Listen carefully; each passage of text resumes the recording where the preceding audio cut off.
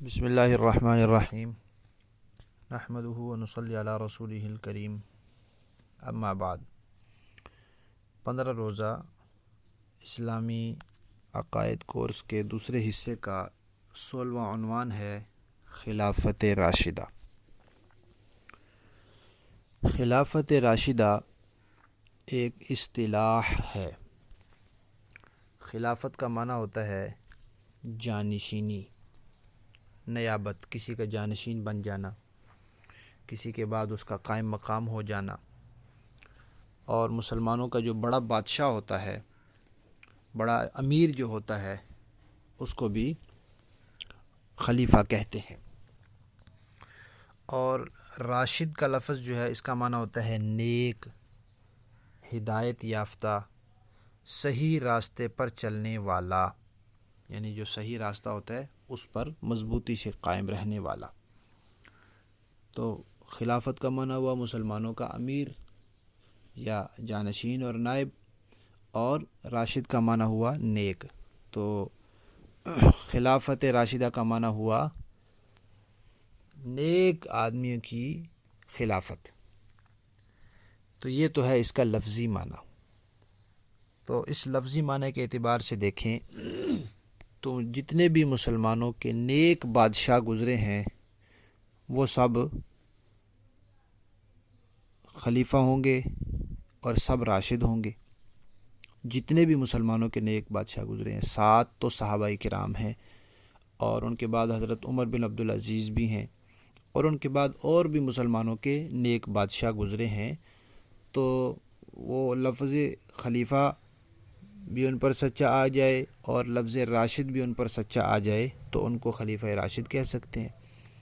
لیکن اب یہ خلیفہ راشد اور خلافت راشدہ کا لفظ اپنے لفظی اور لغوی معنی سے نکل کر ایک اصطلاح بن گئی ہے۔ جیسے عربی میں ہم کہتے ہیں صلاۃ، نماز کو کہتے ہیں نا۔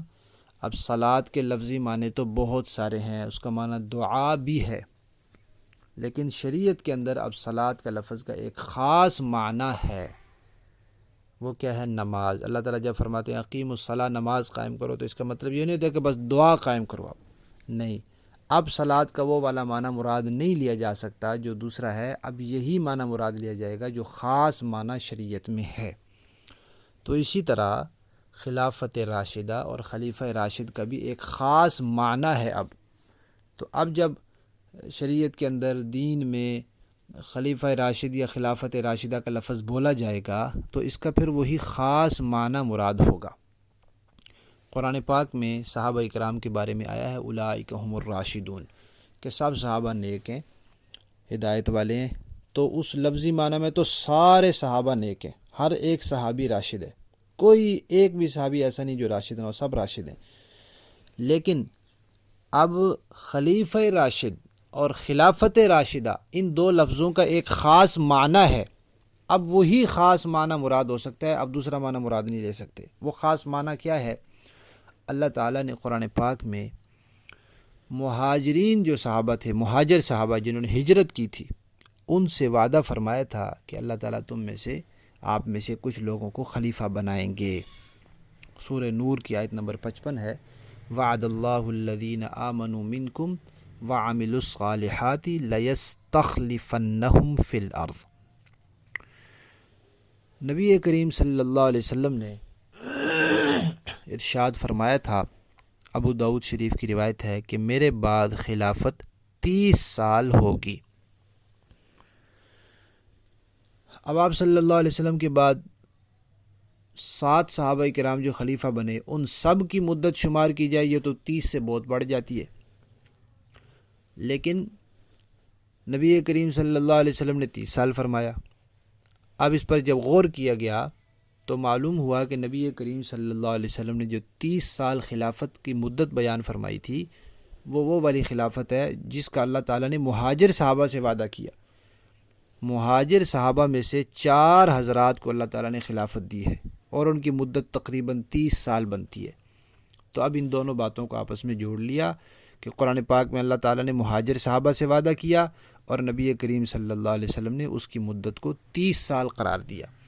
پھر آپ صلی اللہ علیہ وسلم نے فرمایا علیکم بسنتی و سنت الخلفاء الراشدین المہدیین، تم پر جیسے میری سنت لازم ہے ایسے میرے خلفائے راشدین کی سنت بھی لازم ہے۔